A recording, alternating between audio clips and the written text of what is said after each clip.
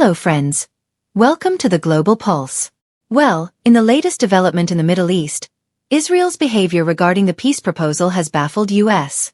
Israel has first sent a peace proposal, then threatens of a fierce war.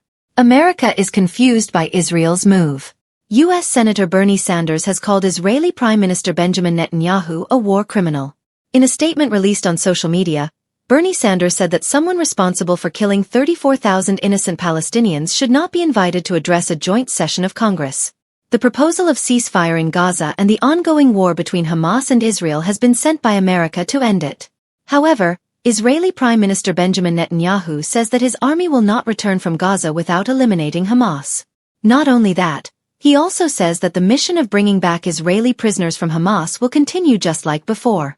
Israel is not going back from its goals. To end the ongoing conflict between Hamas and Israel in Gaza, the U.S. has proposed a ceasefire. Despite this, Israeli Prime Minister Benjamin Netanyahu has stated that his army will not return from Gaza without eliminating Hamas. Furthermore, he asserted that the mission to retrieve Israeli hostages from Hamas will continue as before. Israel will not back down from its goals. The U.S. is also confused by Prime Minister Benjamin Netanyahu's intentions, given his call for both a ceasefire and an intensification of the war. Despite the U.S. urging Israel not to carry out airstrikes on refugee camps in Rafah, Gaza, Israel has continued its attacks there. Ignoring global concerns, Israel is also committing mass killings of Palestinians. Islamic nations have long accused Prime Minister Benjamin Netanyahu of killing innocent Palestinians in Gaza. Now, U.S. Senator Bernie Sanders has also accused Netanyahu of murdering innocent Palestinians. Israel has the right to defend itself against Hamas attacks, but this right does not grant permission to wage war against innocent Palestinians.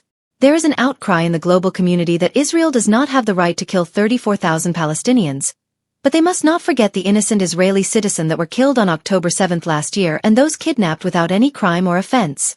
U.S. Senator Bernie Sanders also opposed Israel's blocking of humanitarian aid in Gaza. Additionally, he accused Netanyahu of violating international law, saying, Israel cannot block humanitarian aid. This is a violation of international law. The International Criminal Court has issued arrest warrants against Netanyahu and Hamas leader Yahya Sinwar. Both have broken the law. Israel has sent a peace proposal to Hamas unwillingly and under heavy pressure. A few days ago, Israel sent a new proposal to Hamas to end the 8-month-long conflict in Gaza.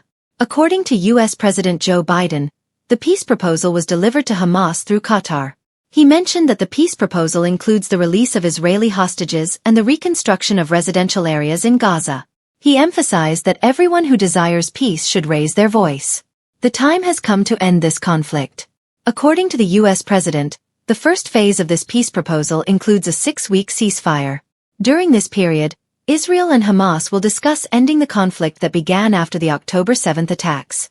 Biden stated, "This is a roadmap for a permanent ceasefire and the release of all hostages."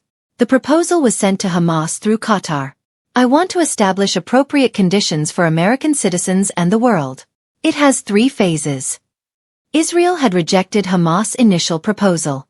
Previously, Hamas also proposed a peace plan to Israel, which Israel refused to accept.